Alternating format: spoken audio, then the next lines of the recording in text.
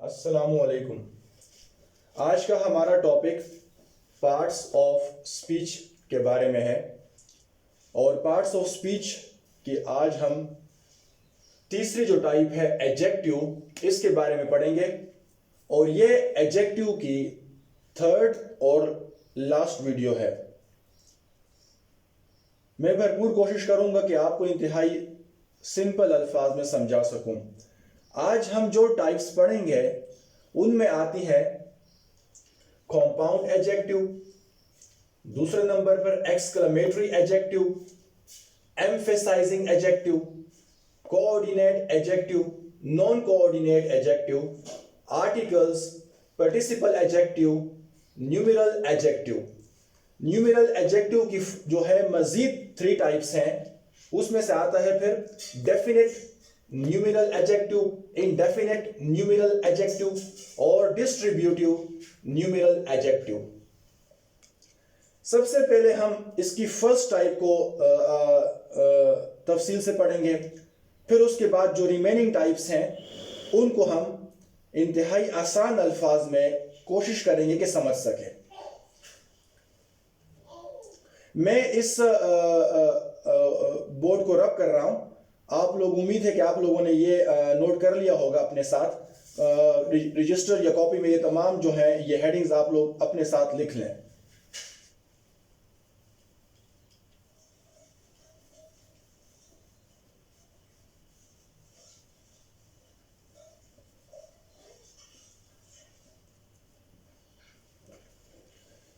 अब सबसे पहले हमारी जो टाइप है वो है कंपाउंड एडजेक्टिव। इसमें क्या क्या होता है?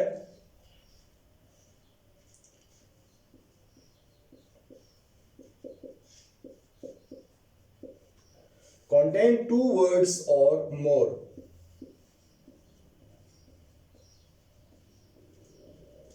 इसमें 2 या 2 से ज्यादा अल्फाज होते हैं कंपाउंड एडजेक्टिव में।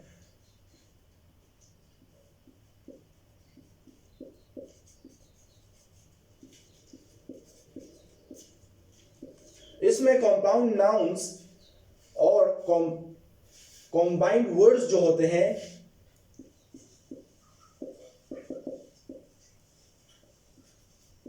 ये बात याद रखें, जो कंपाउंड एडजेक्टिव है इसमें कंपाउंड नाउन्स या कॉम्बाइंड वर्ड्स जो होते हैं, कंबाइंड वर्ड्स, ये क्या करते हैं? Modify other nouns.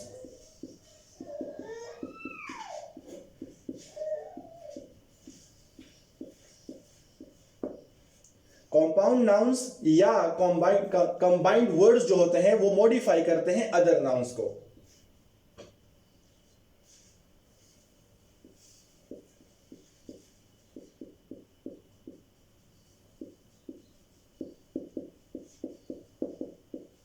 A compound adjective is formed, ये कब बनता है?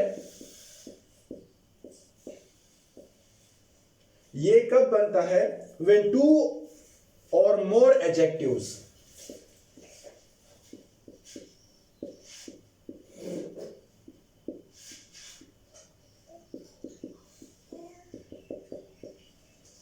or words, when 2 or more adjectives or words are joined together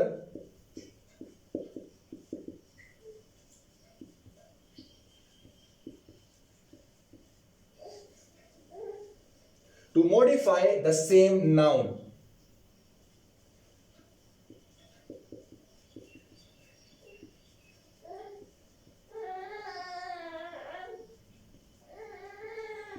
इसमें क्या होता है? A compound adjective is form, compound adjective उस वक्त बनता है, इज फॉर्म व्हेन 2, जब 2 या 2 से ज्यादा एडजेक्टिव्स होते हैं या वर्ड्स होते हैं, इनको हम ज्वाइन कर दें आपस में, are join together to modify the same noun. अब इसमें एक बात याद रखनी है कि इसमें नाउन एक ही होता है, एक ही नाउन होता है, लेकिन जो एडजेक्टिव्स हैं वो वर्ड्स हैं वो 2 यूज होते हैं। किस चीज के लिए? वो नाउन को मॉडिफाई करने के लिए। 2 या 2 से ज्यादा एडजेक्टिव्स या वर्ड्स जब मिल जाएं और किसी एक ही नाउन को मॉडिफाई करें तो इसको हम कहते हैं कंपाउंड एडजेक्टिव। इससे पहले सिंपल हमने पढ़ा है कि कंटेन 2 वर्ड्स और मोर। इसमें याद रखें कंपाउंड एडजेक्टिव में एक वर्ड नहीं होता। कंपाउंड एडजेक्टिव उस वक्त बनता है जब दो या दो से ज्यादा अल्फाज हों, या इसमें हम कह सकते हैं कंपाउंड नाउन्स और combined words modify other nouns. इसमें क्या होता है कि कंपाउंड नाउन्स होते हैं या कंबाइंड वर्ड्स जो होते हैं, मतलब दो या दो से ज्यादा जो वर्ड्स हैं वो क्या करते हैं, बाकी नाउन्स को मॉडिफाई करते हैं।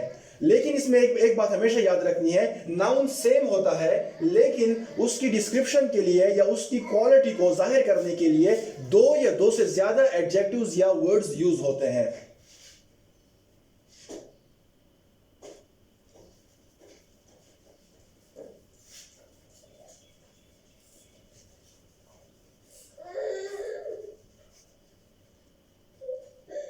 इसको हम कह सकते हैं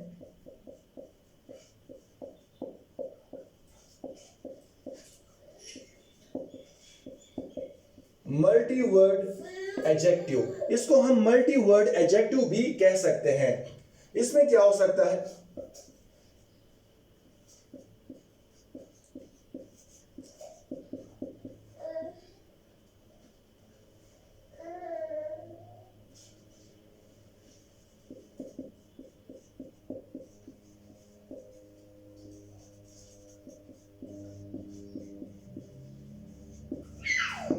इसमें टू वर्ड एडजेक्टिव होते हैं, इसमें टू वर्ड्स होते हैं एडजेक्टिव के, और या इससे ज्यादा भी हो सकते हैं।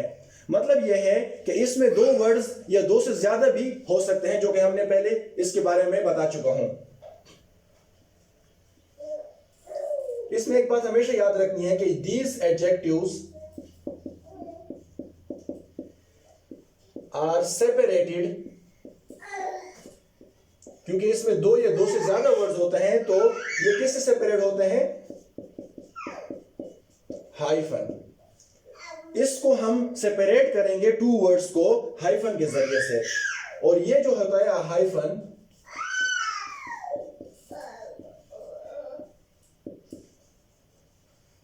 ये हाइफन क्यों यूज होता है, to show that it is one adjective. ये शो करता है हाइफन कि ये एक ही एडजेक्टिव है। वर्ड्स दो होते हैं मगर एडजेक्टिव जो है वो एक ही होता है। इसको मैं फिर से रिपीट कर दूं, इसमें होते हैं कंपाउंड एडजेक्टिव में कंटेंट टू वर्ड्स और मोर, दो या दो से ज्यादा अल्फाज होते हैं। इसमें क्या होता है, कंपाउंड नाउन्स और combined words modify other nouns, या हम कह सकते हैं कि a compound adjective is formed when two or more adjectives या words are joined together to modify the same noun. Two word adjectives or maybe longer भी हो सकते हैं. These adjectives are separated by hyphen, और a hyphen is used to show that it is one adjective. Example जब हम इसकी अभी देखेंगे तो फिर हमें कंप्लीट समझ आ जाएगी। इसकी एग्जाम्पल में जरा तवज्जो दें।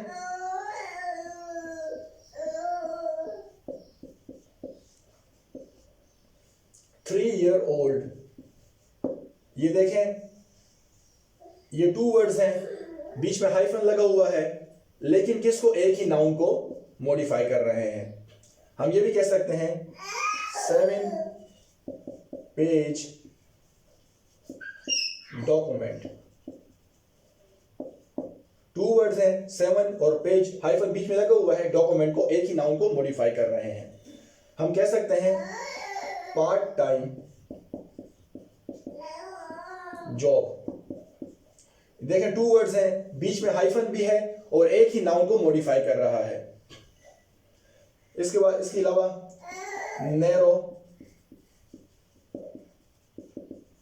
माइंडेड पर्सन, टू वर्ड्स हैं, ये भी एक एग्जांपल है। ये हम ये भी लिख सकते हैं होममेड फूड। फूड एक नाउन है और ये जो है ये टू वर्ड्स हैं और एक ही नाउन के बारे में बात हो रही है। इसी तरह हम कह सकते हैं well behaved person. Well behaved two words हैं, हाइफन बीच में लगा हुआ है, और इस तरह ये तमाम के तमाम एग्जांपल जो हैं कंपाउंड एडजेक्टिव में है। If there is only one word that it will not be compound adjective. याद रखेगा अगर एक वर्ड होगा, दो वर्ड्स के होना जरूरी है, अभी तक हमने क्या सीखा कि सेम नाउन होता है, इसमें नाउन वन ही एक ही होता है, सेम नाउन होता है। टू और मोर वर्ड इसमें होते हैं, हो सकते हैं टू और मोर वर्ड्स, और अ हाइफन इज यूज्ड। ये चीजें हमने इसमें आज की इस टाइप में सीखी हैं।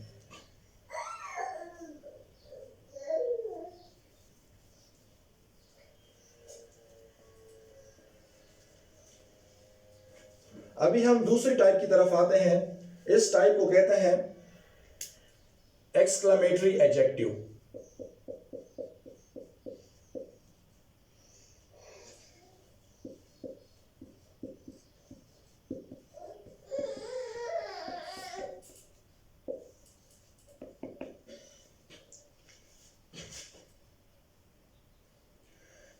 ये भी इंतहाई इजी है। इसमें क्या होता है, strong emotion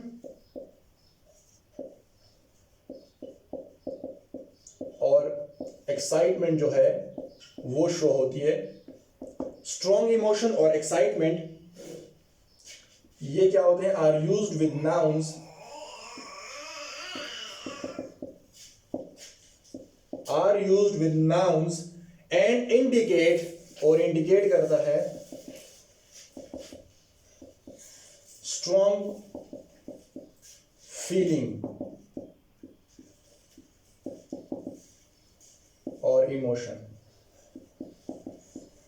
are used with nouns and indicate strong feeling और इमोशन। इन इस चीज को आपने इन वर्ड्स को ऊपर जोर देना है। स्ट्रॉन्ग फीलिंग और इमोशन इसमें जरूर होती है।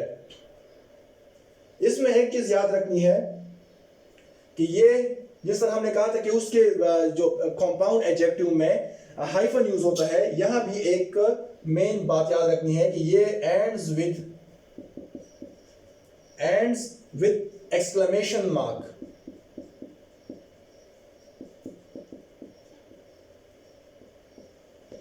देखें, एक्सक्लेमेटरी एडजेक्टिव जो होते हैं उसमें आपकी फीलिंग्स के बारे में बयान किया जाता है, आपकी इमोशंस को देखा जाता है, आप इमोशंस को जाहिर करते हो, आप अपनी एहसासात और जज्बात को जाहिर करते हो, इसलिए हम इसको एक्सक्लेमेटरी एडजेक्टिव कहते हैं। जो भी एडजेक्टिव आपके एहसासात से मुतालिक हो और जिसमें एक्सक्लेमेशन मार्क भी यूज होता हो और जो इमोशंस और फीलिंग्स को भी शो करे और नाउन को भी इंडिकेट, नाउन को भी मॉडिफाई करे, तो इसको हम हमेशा कहते हैं एक्सक्लेमेटरी एडजेक्टिव।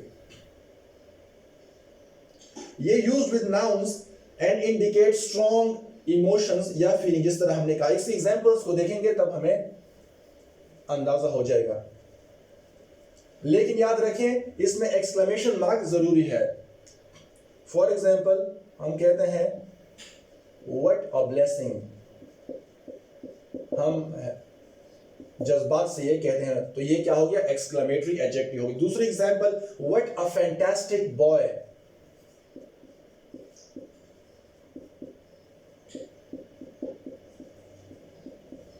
तो ये भी एक्सक्लेमेटरी एडजेक्टिव की एग्जांपल है। हम कह सकते हैं व्हाट अ सरप्राइज,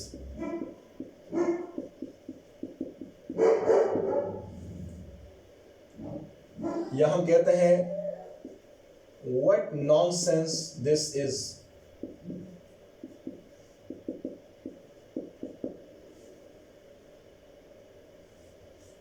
फिर हम कहते हैं व्हाट अ मैनेजमेंट,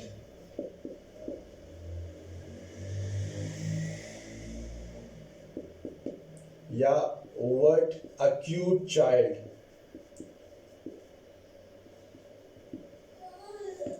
ये एक बात याद रखें, पाकिस्तान और फॉर एग्जांपल किसी साउथ अफ्रीका के दरमियान एक मैच हो रहा है, पाकिस्तान वो मैच जीत रहा है, लेकिन अचानक आप उठ जाते हैं, वो मैच नहीं देख पाते, फिर बाद में कोई आपसे कहता है कि पाकिस्तान तो मैच हार गया, तो आप कहते हैं कि व्हाट, वो आप हैरानी से कह रहे हो तो और एक सेंटेंस कहते हैं और आखिर में क्या होता है, एक्सक्लेमेशन मार्क भी आता है, तो ये क्या हुआ, ये एडजेक्टिव हुआ।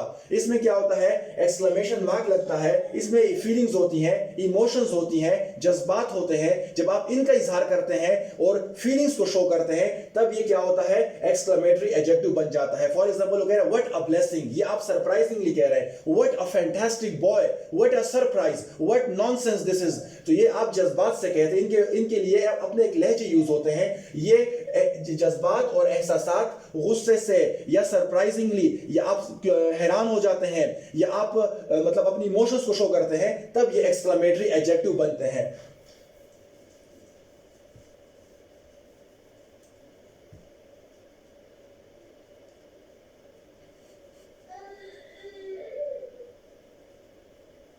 अब हम आते हैं थर्ड टाइप की तरफ, emphasizing adjective.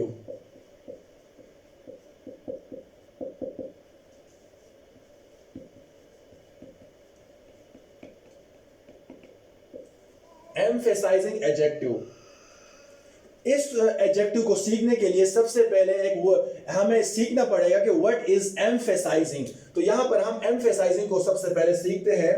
Emphasizing means to give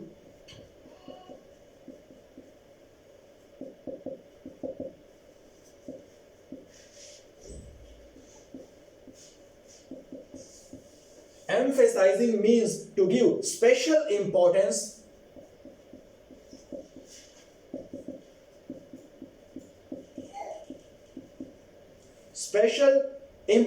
or value to something,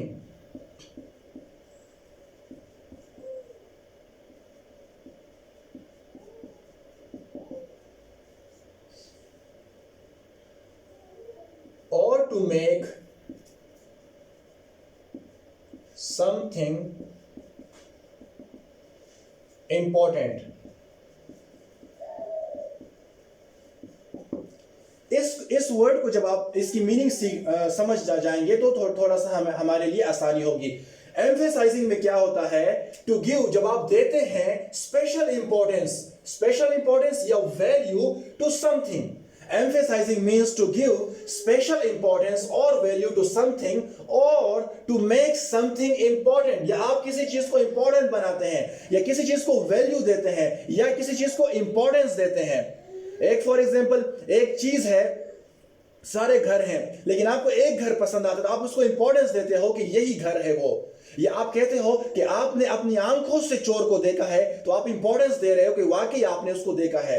तो emphasizing means to give special importance, याद रखना, स्पेशल इंपॉर्टेंस और वैल्यू टू समथिंग और टू मेक समथिंग इंपॉर्टेंट। किसी भी चीज को आप जब मतलब उस पर जोर देते हो, जब आप ये कहते हो कि मतलब आप उसको खास तवज्जो देते हो या किसी को बताते हो, तो उसको हम फिर क्या कहते हैं, एम्फेसाइजिंग। अब एम्फेसाइजिंग एडजेक्टिव जो है वो किस तरह बनता है, उस पर जरा तवज्जो देते हैं। इसमें होता है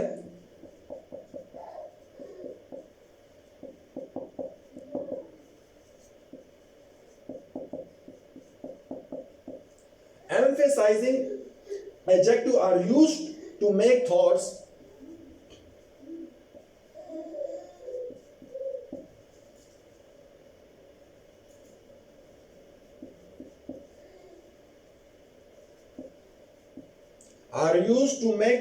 and intentions very clear।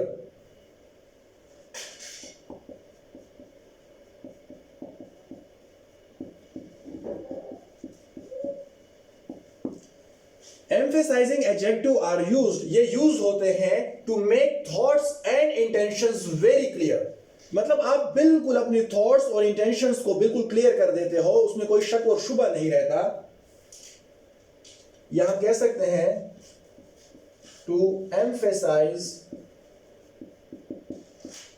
हम क्या करते हैं, to emphasize the nouns they modify.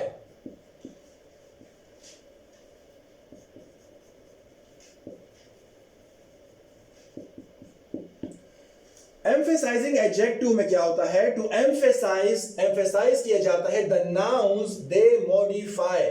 जिस नाउंस की हम बात कर रहे हैं, जिस नाउंस की हम खासूसियत बयान कर रहे हैं, उस पर इंतहाई जोर दिया जाता है, उसको इंतहाई इंपॉर्टेंस दी जाती है। ये जो है ये नाउंस को एम्फेसाइज करने के लिए यूज होते हैं।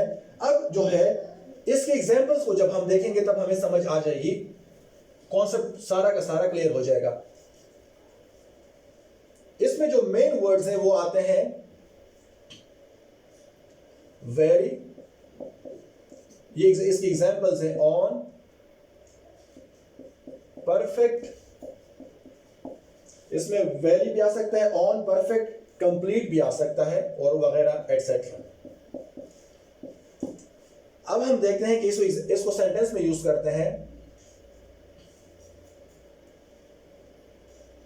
This is the very house that I wanted to bye.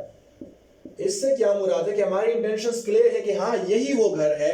This is the very house, हम इसके बारे में बिल्कुल श्योर हैं, बिल्कुल हमें यकीन है कि ये वही हाउस है that I wanted to buy. मैं किसी को कहता हूं कि वाकई ये वही हाउस है, यहां पर वेरी जो है इस हाउस के ऊपर जोर दे रहा है कि हाँ यही हाउस है, इसमें कोई शक नहीं है, इसमें कोई शुबा नहीं है, और ये वही हाउस है जिसको मैं खरीदना चाहता था। या हम कहते हैं we saw the thief with our own eyes। यहां पर ऑन जो है ये क्या है, एम्फेसाइज कर रहा है कि हाँ हमने चोर को देखा अपनी ही आंखों से। मतलब ऑन से मुराद ये है, यहां पर जोर दे रहे हैं कि हमने चोर को वाकई देखा है, इसमें कोई शक नहीं है। तो इसको क्या कहेंगे, एम्फेसाइजिंग एडजेक्टिव, और ये आइस के साथ जो है नाउन के साथ यूज हो रहा है।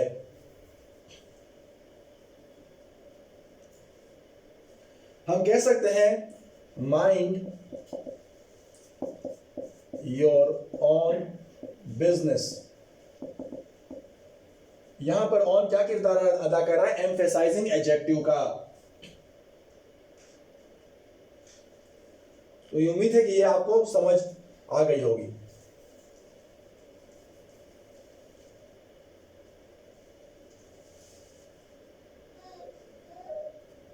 अब हम अपनी जो है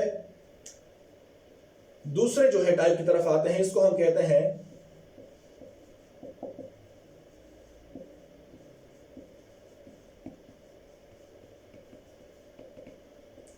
coordinate adjective.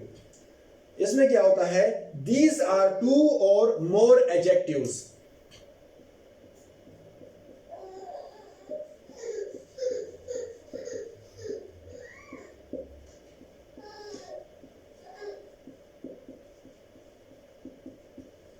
These are two or more adjectives to describe the same noun.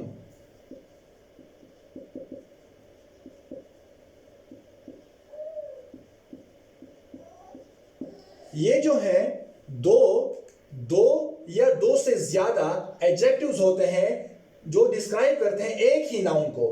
Adjectives हम यूज करेंगे दो या दो से ज्यादा, लेकिन नाउन एक ही होगा। एक ही नाउन के बारे में हम बात करते हैं, लेकिन उसको इंपॉर्टेंस देने के लिए दो या दो से ज्यादा एडजेक्टिव्स यूज होते हैं।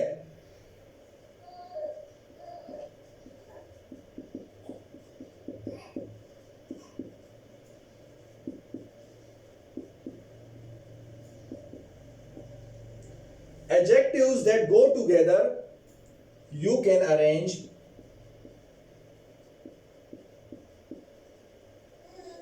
adjectives that go together you can arrange them in any order.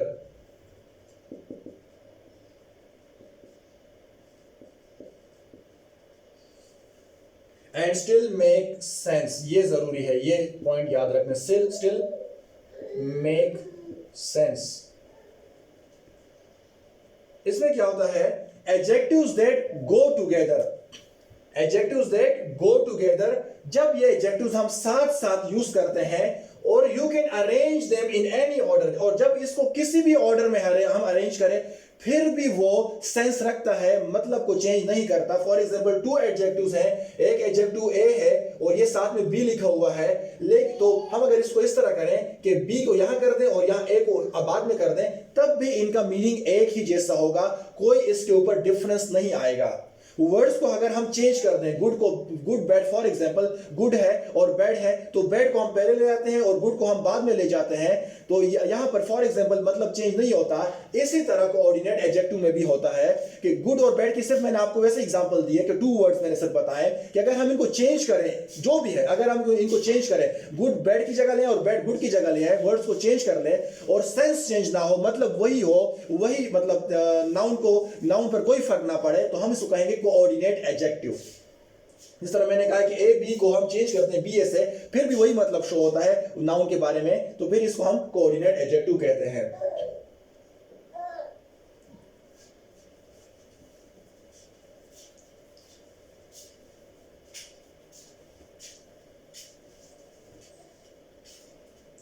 ये जो होते हैं यूज्ड टू ऐड, ये जो होते हैं use to add more values to the noun, ये नाउन को मोर वैल्यूज देते हैं, वैल्यू मजीद मतलब इसको देते हैं, which are described.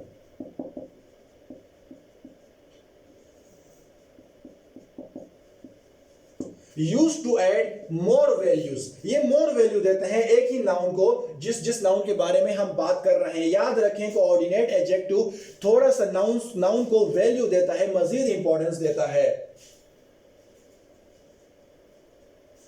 When we put these adjectives in any order, they make sense। जिस भी ऑर्डर में आप इसको करें, any order, हम किसी भी ऑर्डर में इसको करें, फिर ये क्या करते हैं, they make sense, ये फिर भी सेंस बनाते हैं, चेंज नहीं हो जाता, मतलब वही का वही रहता है। इसको क्या हम कहेंगे, can be reversed, can be reversed and separated by word and.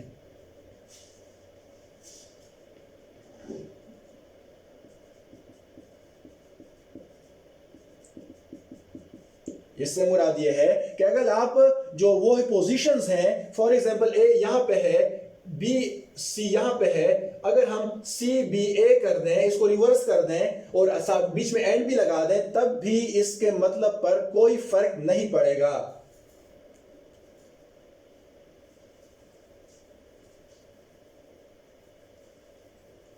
हम यहां क्या करते हैं, we use more than one adjective.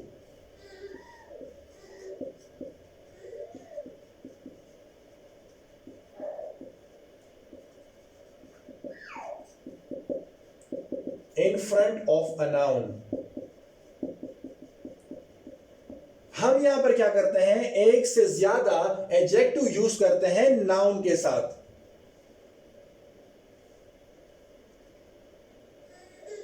अब इसकी एक एग्जांपल अगर आप देखें तब हमें समझ आ जाएगी। ये देखें, टॉल,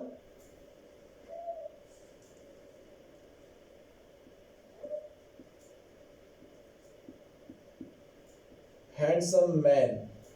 अब हम इसके जो है, इसकी जो वो है, इसके ऑर्डर पर हम अगर देखें, हैंडसम को हम यहां ले आते हैं, फॉर एग्जांपल हैंडसम, और बीच में एंड भी लगा देते हैं, एंड टॉल मैन। तो क्या इसकी मीनिंग पर असर पड़ा, इसकी जगह हमने चेंज कर दिया, हैंडसम को हम यहां ले आए, हैंडसम बीच में एंड लगा दिया, एंड टॉल मैन, वही का वही मतलब है, no change. Tall handsome man से क्या मुराद है, हैंडसम एंड टॉल मैन, कोई फर्क नहीं पड़ा। तो ये क्या हो गया, ये कोऑर्डिनेट एडजेक्टिव हो गया। फॉर एग्जांपल हम कहते हैं क्यूट, अट्रैक्टिव चाइल्ड। अब हम क्या करते हैं, अट्रैक्टिव को यहां ले आते हैं,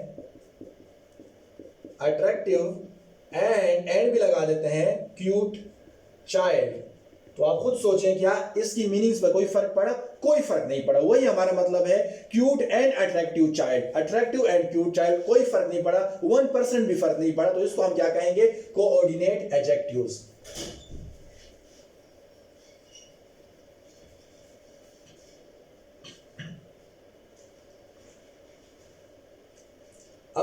हैं सपोर्टिव फ्रेंडली टीचर, इसको हम चेंज करते हैं friendly and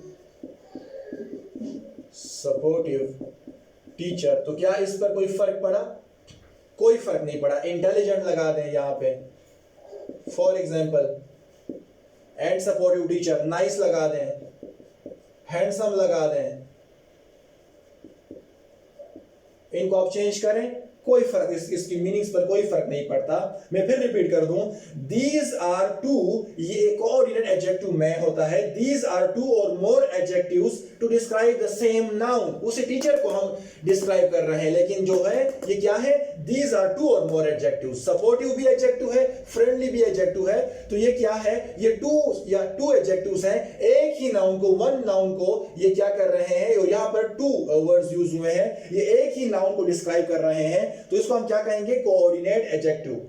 adjectives that go together and when you arrange them in any order they make sense। आप सपोर्टिव को पहले ले आओ, आप फ्रेंडली को पहले ले आओ, कोई फर्क नहीं पड़ता, मीनिंग इसका वही का वही रहेगा। जिस तरह हमने कहा है कि क्यूट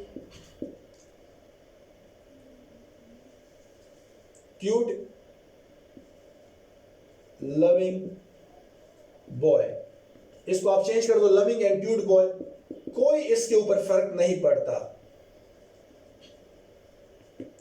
तो adjectives that go together you can arrange them in any order, आप इसको यहां ले, इसको वहां ले, इसके ऊपर कोई फर्क नहीं पड़ता।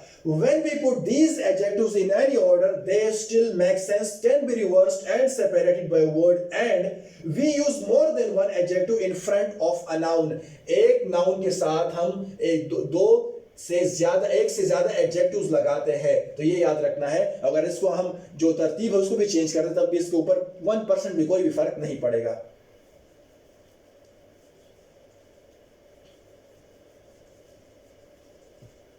अब हम आते हैं नॉन कोऑर्डिनेट एडजेक्टिव की तरफ। नॉन कोऑर्डिनेट एडजेक्टिव की तरफ, इसमें क्या होता है?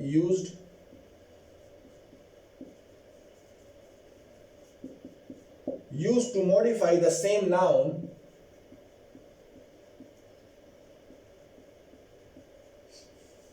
but do not need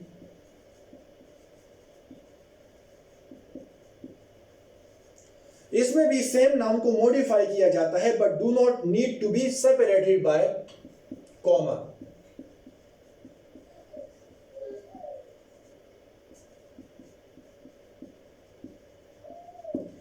ये बात याद रखनी है, इसमें भी नाउन एक ही होता है, नाउन इसमें एक ही होता है, लेकिन इसको कॉमा के जरिए सेपरेट नहीं किया जाता। बट डू नॉट नीड, याद रखिए, do not need to be separated by comma.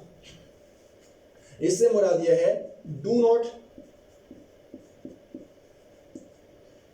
Use comma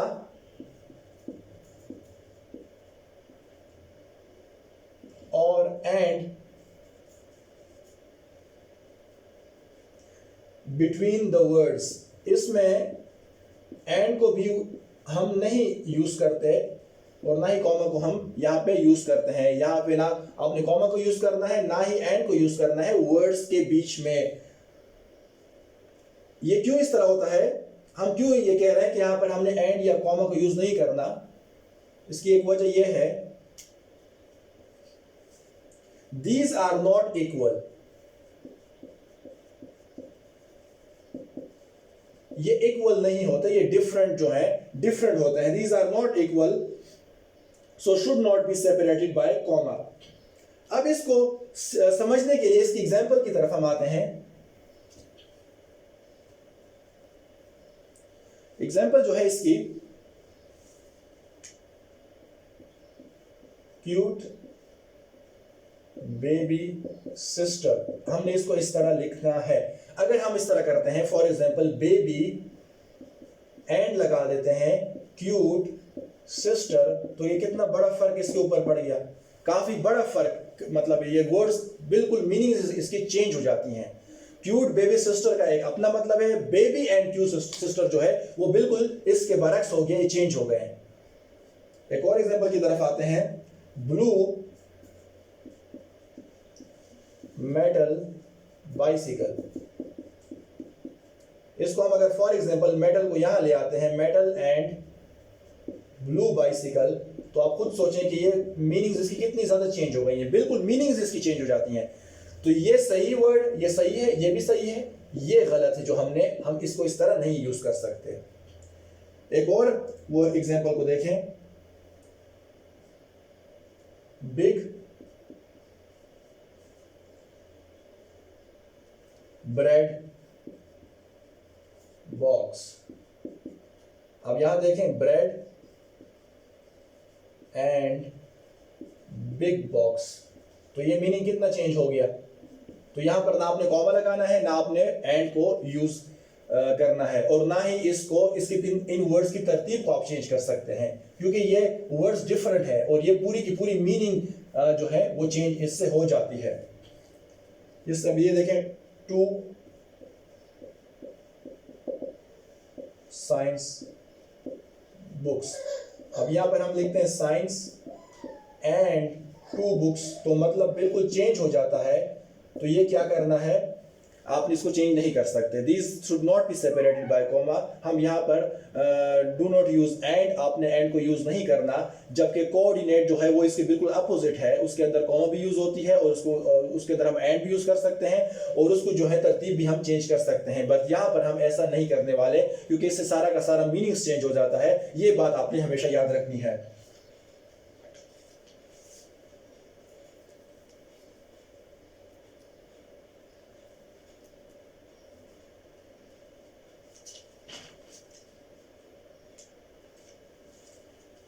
अब हमारा जो वो है अगला टाइप जो है वो है आर्टिकल्स।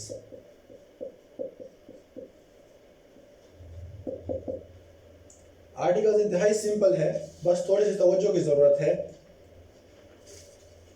ये जो है याद रखना है कि आर्टिकल्स टोटल कितने हैं, there are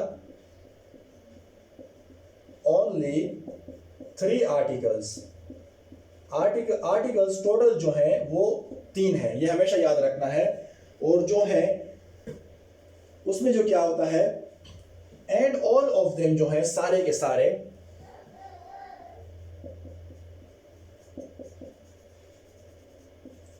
are adjectives.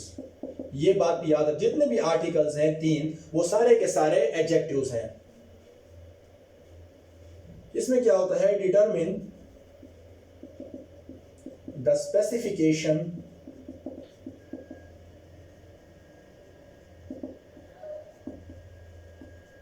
Of noun. इसमें हम नाउन की स्पेसिफिकेशन को डिटरमिन करते हैं। ये जो है ये मॉडिफाई करता है, ऑल्सो मॉडिफाई नाउन। इसके 2 टाइप्स हैं, याद रखें। एक होता है डेफिनेट आर्टिकल और एक है डेफिनेट आर्टिकल, जबकि दूसरा है इनडेफिनेट आर्टिकल।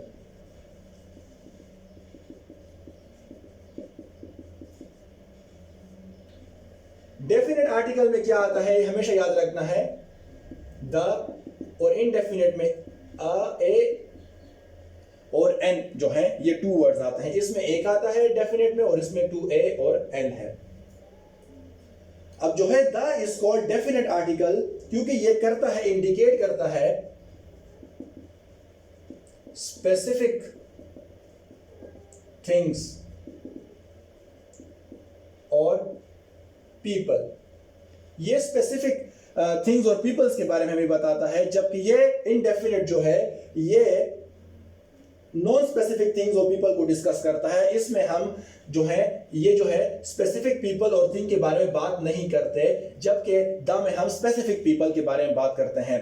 सो ये जो है जो ए एन, एक ए है और दूसरा एन है, these are used to discuss non specific things और पीपल। इसमें हम स्पेसिफिक लोगों के बारे में, ये चीजों के बारे में बात नहीं करते। फॉर एग्जाम्पल, आप अगर मैं कहूं द बुक अगर मैं कहूं, तो ये बात याद रखें कि ये कोई खास बुक है, जिसके बारे में मैं जिक्र कर रहा हूं। फॉर एग्जांपल मैं किससे कहता हूं कि मुझे मैनेजमेंट साइंसेस की बुक, फॉर एग्जांपल मुझे मैनेजमेंट की बुक चाहिए, और मैं फिर उसको घंटे बाद कहता हूं कि प्लीज मुझे द बुक दे दो, वही बुक दे दो, तो इससे मुराद वही मैनेजमेंट की बुक है जिसका जिक्र मैं पहले कर चुका हूं। यह खास स्पेसिफिक चीजों के लिए यूज होता है जिसको हम समझ सके कि किस चीज के बारे में बात कर रहा है। फॉर एग्जांपल अगर मैं कहूं आ बुक, तो कोई भी बुक हो, कोई भी बुक हो वो दे दो, लेकिन अगर मैं कहूं द बुक तो समझ जाए कि ये जो है ये कोई खास बुक ही की बारे में बात कर रहा है। तो आर्टिकल्स जो है वो तीन है, A N the definite article है, और ए और एन जो है वो इनडेफिनेट आर्टिकल्स हैं।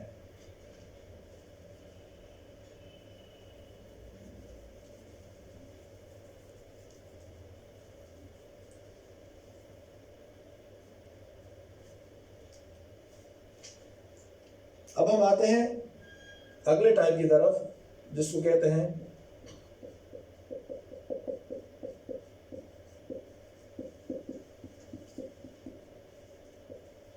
Participle adjective.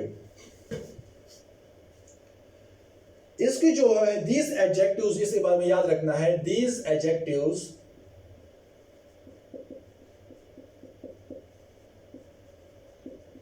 Have the same ending. In adjectives की जो है वो एंडिंग बिल्कुल सेम है किसकी तरह, as verb participles. These adjectives have the same ending, बिल्कुल सेम एंडिंग है किसकी तरह, वर्ब पार्टिसिपल्स की तरह। ये जो होते हैं are used to describe something और someone। ये तो इजी है। अब पार्टिसिपल क्या होता है, आप participle is a word that may function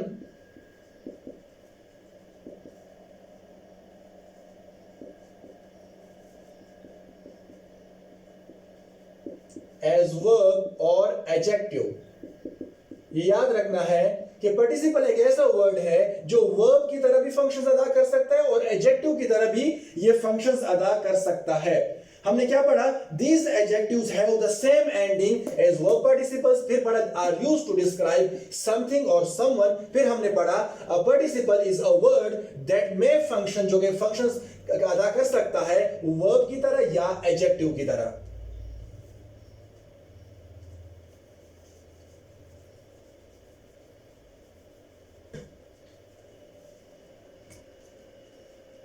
इसके टू टाइप से याद रखें, एक आता है present participle adjective.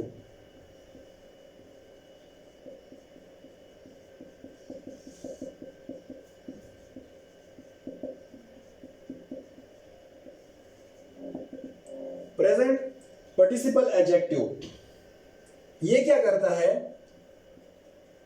Show cause और रीजन।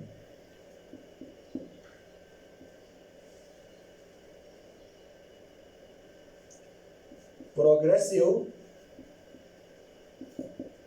और एक्टिव मीनिंग।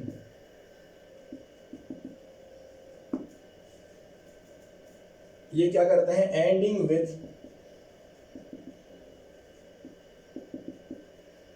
ING। ये याद रखना है, एंडिंग हमने क्या कहा है, शो कॉज और रीजन, प्रोग्रेसिव और active meaning, ending with ING। अब ये जो है इसकी एग्जांपल्स अगर हम देखें तो इसकी बहुत ज्यादा एग्जांपल्स हैं। For example boring, exciting, interesting. इसके अलावा बहुत सारे एग्जांपल्स हैं, इसमें आ सकता है लीडिंग, कंफ्यूजिंग।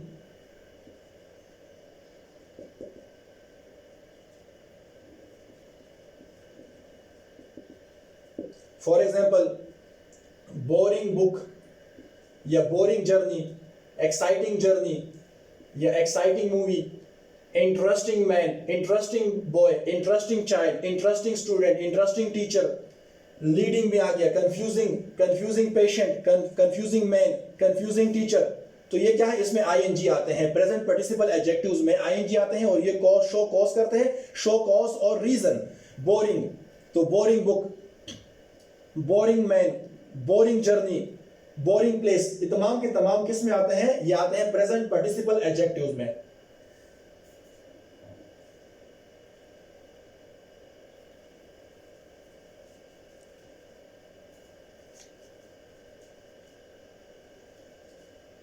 इसकी जो दूसरी टाइप है वो है past participle adjective.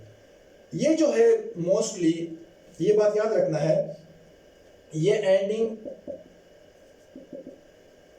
With ED, ED भी हो सकता है और साथ में ईएन भी हो सकता है।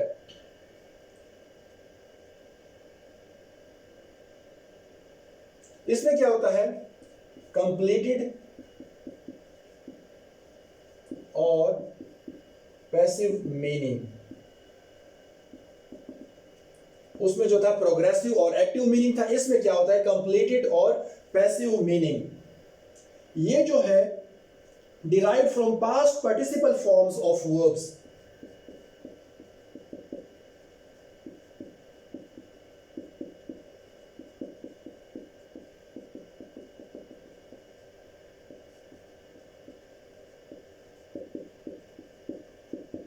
ये एंडिंग विद ईडी और ईएन, कंप्लीटेड और passive meaning, derived from past participle forms of verb.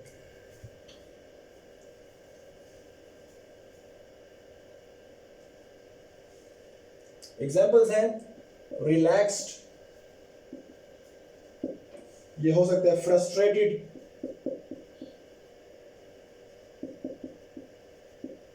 Interested, depressed, satisfied,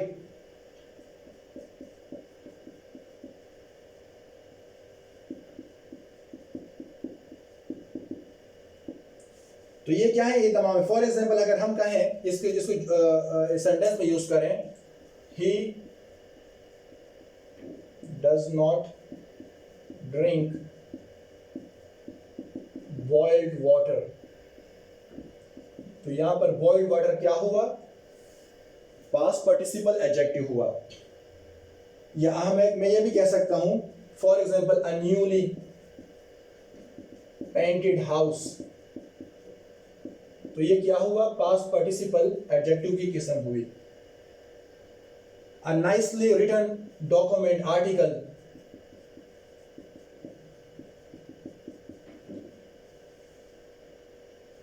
article. या मैं कह सकता हूं I was bored during the flight, तो ये क्या है, पास्ट पार्टिसिपल एडजेक्टिव्स की एग्जांपल्स थी।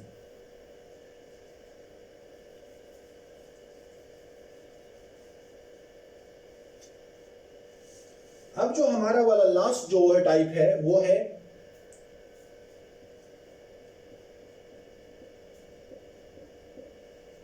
Numeral adjective. ये थोड़ा सा ये लेंथी है, इसको थोड़ा सा हमने समझने की कोशिश करनी है। बहुत इजी है लेकिन थोड़ा सा इसका कॉन्सेप्ट क्लियर होना जरूरी है। फॉर एग्जांपल अब इसमें क्या क्या आता है, न्यूमेरल एडजेक्टिव जो होते हैं हम इसको कहते हैं एडजेक्टिव ऑफ नंबर्स। ये याद रखना है, नंबर्स, ये बहुत ज्यादा जरूरी है। एडजेक्टिव्स ऑफ नंबर्स, इससे मेरा क्या मुराद है, ये देखें, एडजेक्टिव दैट शो, जो कि बताते हैं द नंबर ऑफ नाउन्स और प्रोनाउंस।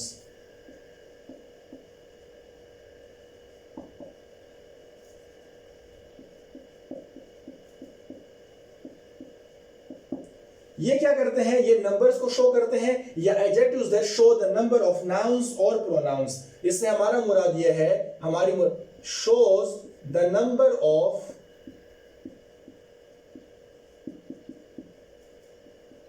persons or things। इसमें क्या होता है, नंबर ऑफ nouns या position of nouns and position of nouns, या हम कह सकते हैं place in a certain order.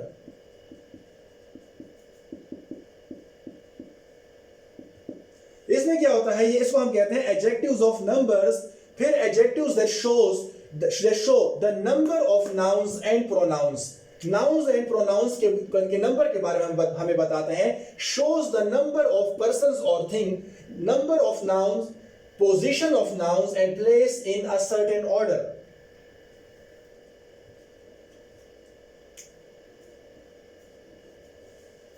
Tells us about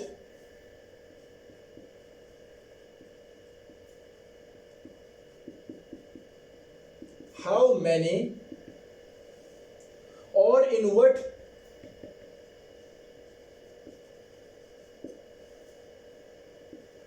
order the noun is।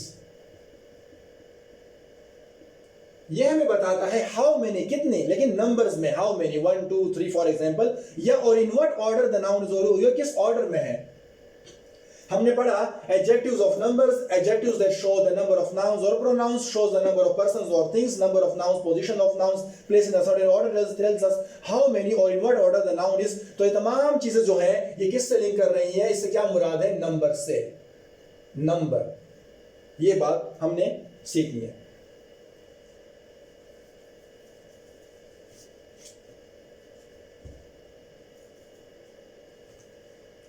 अब इसकी जो है न्यूमेरल एडजेक्टिव्स की 3 टाइप्स हैं, ये याद रखना है। 3 टाइप्स। एक में आता है डेफिनिट,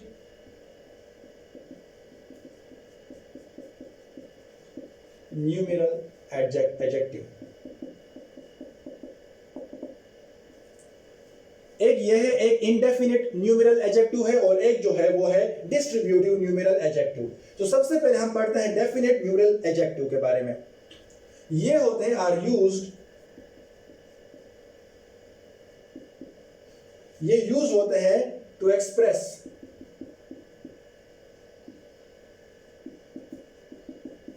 क्या करते हैं, ये डेफिनेट नंबर्स को एक्सप्रेस करते हैं। याद रखें, डेफिनेट नंबर्स, स्पेसिफिक नंबर्स को ये एक्सप्रेस करते हैं। Are used to express definite numbers.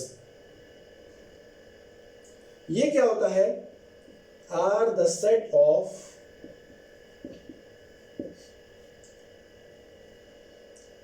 cardinal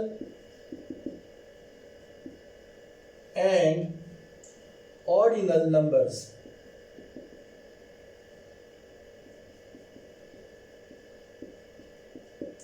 ये जो होते हैं ये एक्सप्रेस जगह हमें बताते हैं definite numbers, specific numbers, exact numbers, और ये are the set of cardinal and ordinal numbers.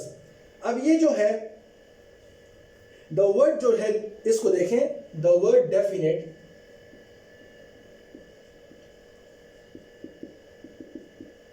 The word definite itself tells us, ये हमें खुद बताता है that these adjectives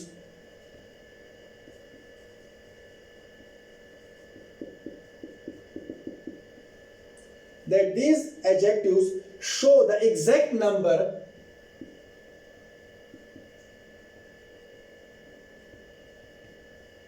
of किस चीज के, पर्सन, पीपल और थिंग्स। ये याद रखना है कि जो वर्ड डेफिनेट है, यहां पर जो हमने डेफिनेट का वर्ड यूज किया है, ये खुद बताता है, itself tells us that these adjectives show the exact number of people or things। हमें एग्जैक्ट नंबर बताते हैं किसी भी पीपल के या थिंग्स के।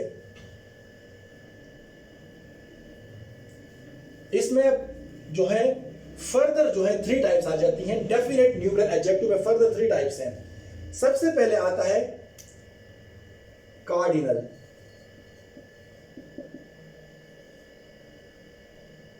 Numeral adjective.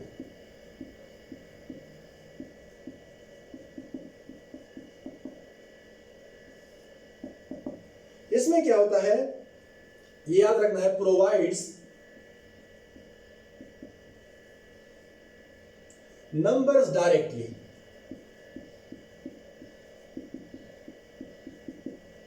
ये डायरेक्टली हमें नंबर्स बताते हैं, प्रोवाइड नंबर्स डायरेक्टली। ये क्या होता है, इसमें होती है नंबरिंग होती है, याद रखें, नंबरिंग। इसमें क्या होता है, हाउ मेनी, हमें जवाब दिया जाता है हाउ मेनी, लेकिन स्पेसिफिक, डेफिनेट, स्पेसिफिक। अब ये तमाम बातों से हमारा क्या मुराद है कि डेफिनेट न्यूमेरल एडजेक्टिव्स में स्पेसिफिक एग्जैक्ट नंबर्स बताए जाते हैं। इसमें एक टाइप है कार्डिनल न्यूमेरल एडजेक्टिव, ये हमें नंबर्स बताते हैं डायरेक्टली, इसमें नंबरिंग होती है। इसमें how many and specific for, इससे हमारा क्या मुराद है? इससे मुराद ये है, इसकी एग्जांपल्स ये हैं, जिस तरह हम कहते हैं 1 2 3 4 5 6 7 8 9 10 boys 12 boys 13 books 15 chairs 15 fruit 15 flowers। तो ये क्या है?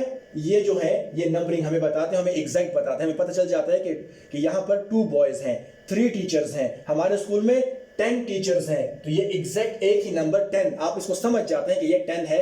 इसमें एग्जैक्ट बातें बताई जाती हैं, इसमें स्पेसिफिक चीजें हमें बताई जाती हैं कार्डिनल न्यूमेरल एडजेक्टिव में। अब दूसरा जो है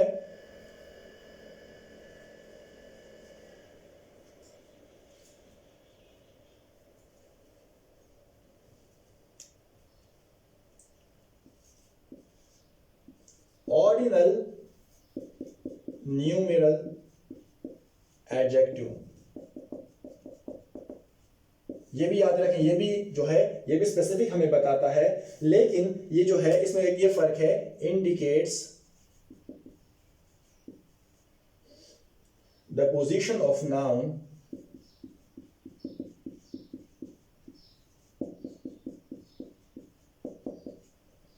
in a series। ये चीज जरूर आप लोगों ने याद रखनी है। Indicates the position of noun, noun की जो पोजीशन होती है वो सीरीज में हमें बताते हैं कि सीरीज में नाउन की क्या पोजीशन है। द ऑर्डर और position of anything in a series.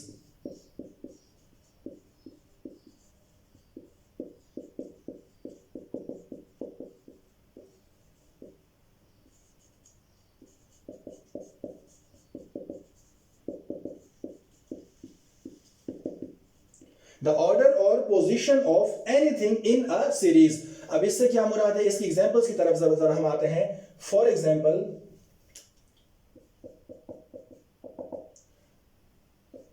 First, second, third, fourth, fifth, sixth. मैं क्लास में सेकंड आया हूं, तो ये क्या है? सीरीज हमें बता रहा है कि मैं सेकंड आया हूं, या मैं क्लास में थर्ड आया हूं, या मैं क्लास में फर्स्ट आया हूं। उसमें क्या होता है? वन हो जो है कार्डिनल में वन, फर्स्ट की जगह 1 होता है, सेकंड की जगह 2 होता है, थर्ड की जगह 3 होता है।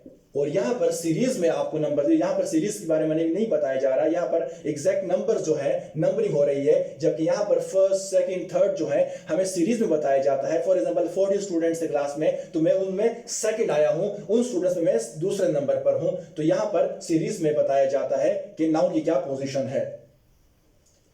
इसके साथ इसकी एक तीसरी टाइप है,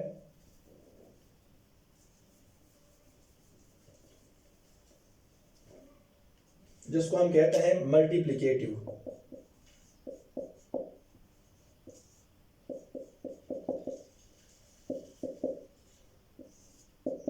अब मल्टीप्लिकेटिव क्या है इसको भी जरा सीख लें। सिंपल एक एग्जांपल है सिंगल, जिस तरह हम कहते हैं सिंगल, डबल, और इसी तरह फिर आगे चलते जाएं। सिंगल, डबल, वो वन एक है 1 2 3, एक है फर्स्ट, सेकंड, थर्ड, और ये single, double.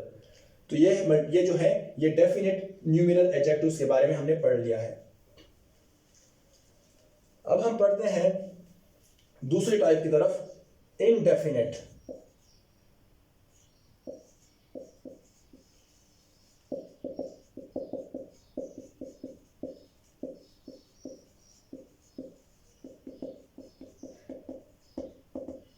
Indefinite numeral adjective, इसमें क्या क्या होता है उस पर जरा तवज्जो दें।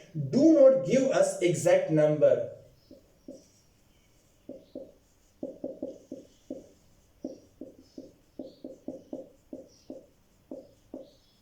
इसमें एग्जैक्ट नंबर हमें नहीं बताया जाता।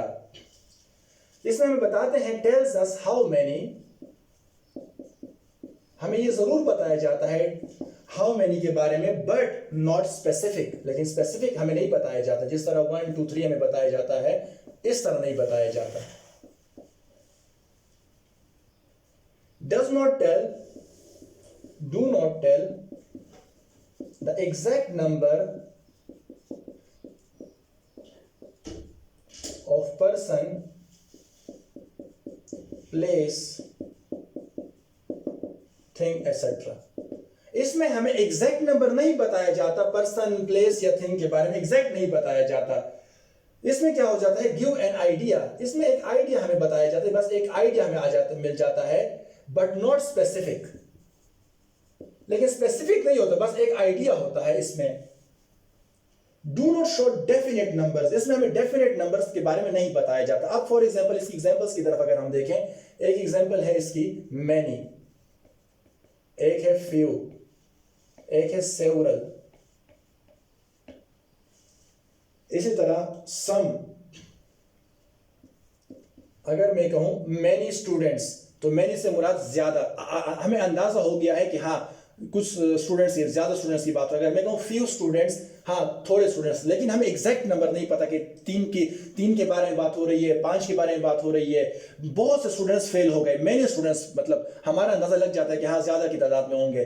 फ्यू से मुराद कम की तादाद में, हमें सिर्फ आइडिया होता है। मैनी, फ्यू, सेवरल, सम, ये चीजें जो है ये इनडेफिनेट में आता है। इसको स्पेसिफिक मतलब हमें पता नहीं होता कि ये इतने ही स्टूडेंट्स हैं, हमें सिर्फ ये पता है कि मैनी स्टूडेंट्स।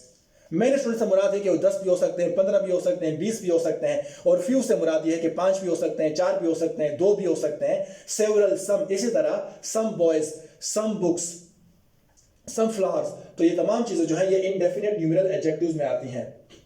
अब आपने देखा होगा, हमने एक पढ़ा था क्वांटिटेटिव एडजेक्टिव में कि उसमें भी तो यही था, सम, फ्यू, सेवरल, ऑल। तो जरा उसमें डिफरेंस आप लोगों ने हमेशा सीखना है। ये है क्वांटिटेटिव एडजेक्टिव, ये है इनडेफिनेट न्यूमेरल एडजेक्टिव। यहां भी सम आता है, यहां भी सम आता है। तो फर्क क्या है, ये एक बड़ा फर्क ये है कि यहां हम लगाते हैं some milk, some oil, some water, लेकिन यहां पर हम लगाते हैं some boys, some students, some books. अब इससे क्या मुराद है, क्वांटिटेटिव एडजेक्टिव में होता है हाउ मच, यहां पर होता है हाउ मैनी। ये बात याद रखनी है। यहां पर अनकाउंटेबल नाउन की बात हो रही है, अनकाउंटेबल। यहां पर काउंटेबल नाउन्स की बात हो रही है, जिनको हम इजीली गिन सकते हैं, जिनको हम गिन सकते हैं। Some boys, some student, some books, some flowers, मतलब मुख्तलिफ वो है। इसी तरह सम मिल्क, सम ऑयल, ना आप मिल्क को गिन सकते हैं, ना आप ऑयल को गिन सकते हैं, ना आप वाटर को गिन सकते हैं। तो क्वांटिटेटिव जो है एडजेक्टिव में हाउ मच के बारे में बताया जाता है, अमाउंट के बारे में। यहाँ पर हाउ मेनी के बारे में बताया जाता है कि सम, मतलब फॉर एग्जांपल जिसको आप काउंट कर सकते हो। ये अनकाउंटेबल नाउन्स के साथ यूज होता है, फॉर एग्जांपल हाउ मच, और ये काउंटेबल नाउन्स के साथ यूज होता है। तकरीबन ये जो है इनकी एग्जांपल्स तकरीबन एक जैसी है। मैनी यहाँ भी आता है, फ्यू यहाँ भी आता है, सेवरल भी आता है, सम भी आता है, ऑल भी आता है, नो भी आता है, यहां भी यही चीजें आती हैं।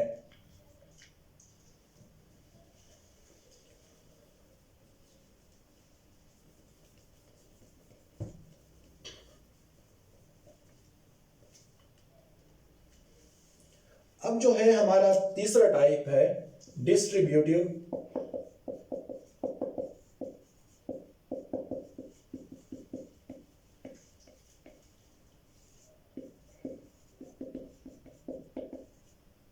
Distributive numeral adjective.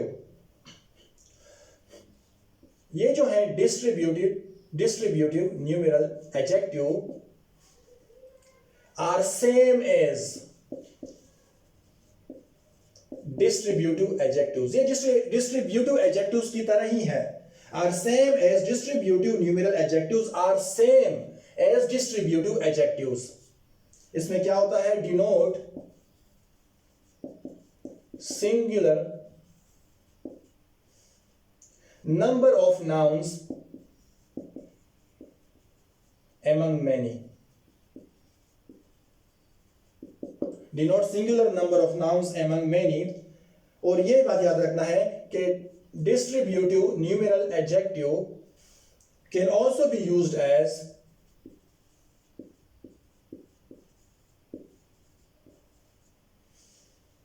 distributive adjectives as they both have same set of words. Examples में क्या आता है? each, every, either, neither. ये हमने पहले भी पढ़ चुके हैं. each student, every teacher, every person, every citizen. तो ये क्या है? डिस्ट्रीब्यूटिव न्यूमेरल एडजेक्टिव्स हैं. हमारा यहां तक जो है एडजेक्टिव के बारे में हमारा लेक्चर खत्म हो जाता है. हमारा जो वो था इंशाल्लाह उम्मीद है कि आप लोगों को कॉन्सेप्ट क्लियर हो चुका होगा. आपसे मैंने कहा था कि मैं लेक्चर के आखिर में एक बात आप लोगों से कहूंगा कि डेली लाइफ में एडजेक्टिव्स की क्या अहमियत है डेली लाइफ में, जो कि हम नॉर्मल एक लाइफ गुजारते हैं. सेंटेंस के अंदर क्या अहमियत है और डेली लाइफ में. तो उसकी मैं आपको एक सिंपल सी एग्जांपल दूंगा. आप किसी से पूछते हो कि ये डॉक्टर कैसा है, ये डॉक्टर कैसा है, किससे पूछते हो? फॉर एग्जाम्पल कोई भी डॉक्टर है, डॉक्टर ए बी सी जो भी है, तो वो आपसे कहता है कि ये डॉक्टर इंतहाई काबिल है, मोस्ट इंटेलिजेंट. तो आपकी तवज्जो एडजेक्टिव्स की तरफ आती है. आप इस डॉक्टर की फीचर्स की तरफ बहुत सोचते हो, डॉक्टर से ज्यादा आप फीचर्स की तरफ आते हो, इसकी क्वालिटी की तरफ. हाँ ये वाकई बहुत बेहतरीन डॉक्टर है. कोई आपसे कहता है कि हाँ इसने तो बाहर से मतलब क्वालिफाइड है, बाहर से डिग्री लेकर आया है, तब आप और भी खुश हो जाते हो. अगर कोई आपसे ये कहे कि ये तो मतलब इतना ज्यादा काबिल है कि ये तो मतलब ऐसा डॉक्टर तो पूरे पाकिस्तान में नहीं होगा, मतलब द बेस्ट डॉक्टर, ये बेस्ट डॉक्टर है, तो आप खुद सोचें कि ये बेस्ट की जो वो है एडजेक्टिव आपके ऊपर कितना असर रखेगा. और अगर आपसे कोई ये पूछे कि ये इंतहाई केयरलेस डॉक्टर है, तब ये केयरलेस आपके ज़हन पर कितना असर रखेगा. तो ये है, ये कोई आपसे ये पूछे कि ये जाली डॉक्टर है, तो ये जो एडजेक्टिव्स हैं ये नॉर्मल लाइफ में बहुत ज्यादा अहमियत का किरदार अदा करते हैं. फॉर एग्जांपल आप पूछते हो किसी से कि ये जो लड़का है ये कैसा है, तो सारा का सारा इन्हिसार अब यहाँ एडजेक्टिव की तरफ आएगा. अगर कोई कहे कि he is a good boy, तब ये बॉय के ऊपर काफी असर रखता है. He is a bad boy, तब इसके ऊपर काफी नेगेटिव असर पड़ता है. अगर कोई कहे कि इंटेलिजेंट बॉय, ऑनेस्ट बॉय, तो एडजेक्टिव्स जो हैं वो जिंदगी के अंदर बड़ा अहम किरदार अदा करते हैं, आपकी पर्सनैलिटी को शो करते हैं. सेंटेंस में जो है नॉर्मल लाइफ में सेंटेंस में ज्यादातर फोकस एडजेक्टिव्स ही पर होता है. फॉर एग्जांपल आपसे आप कोई घर खरीदना चाह रहे हो, कोई हाउस है, कोई घर खरीद रहे हो, कोई आपसे ये कहे कि बहुत ब्यूटीफुल हाउस है और बहुत ही सस्ता भी आपको मिल रहा है, तब आप क्या करोगे? आप इस एडजेक्टिव्स की बिना पर इस हाउस को लोगे. अगर कोई आपसे ये कहे कि ये हाउस तो इंतहाई नकारा है, ये तो बहुत ज्यादा महंगा भी है, इसमें कोई खसूसियात नहीं है, तो आप ये हाउस जो है ये इन्हिसार कर रहा है आपके एडजेक्टिव्स की तरफ. हमारे नॉर्मल लाइफ में क्या होता है, अगर हम कहें कि ये कैसा बैट्समैन है, ये तो बहुत डेंजरस बैट्समैन है, तब हम क्या करते हैं? डेंजरस की तरफ तवज्जो देते हैं. अगर कोई आपसे ये कहे कि ये डेंजरस एनिमल है, तो आप ज्यादातर तवज्जो डेंजरस की तरफ देते हो.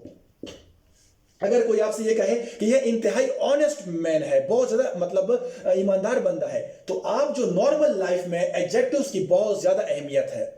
नॉर्मल लाइफ में हम एडजेक्टिव्स की तरफ देखते हैं. फॉर जिस तरह मैंने आपको एक एग्जांपल दी है, टीचर है, आप किसी टीचर से ट्यूशन मतलब पढ़ना चाहते हो, कोई आपसे ये कहे कि इंतहाई काबिल कॉम्पिटेंट टीचर है, इंटेलिजेंट टीचर है, ऑनेस्ट टीचर है, सपोर्टिव टीचर है, तो ये जो टीचर है ये एडजेक्टिव जो है ये इस नाउन पर बहुत ज्यादा असर रखता है. तो ये याद रखना है कि एडजेक्टिव्स जो है वो नाउन पर पॉजिटिव नेगेटिव असर बहुत ज्यादा रखते हैं.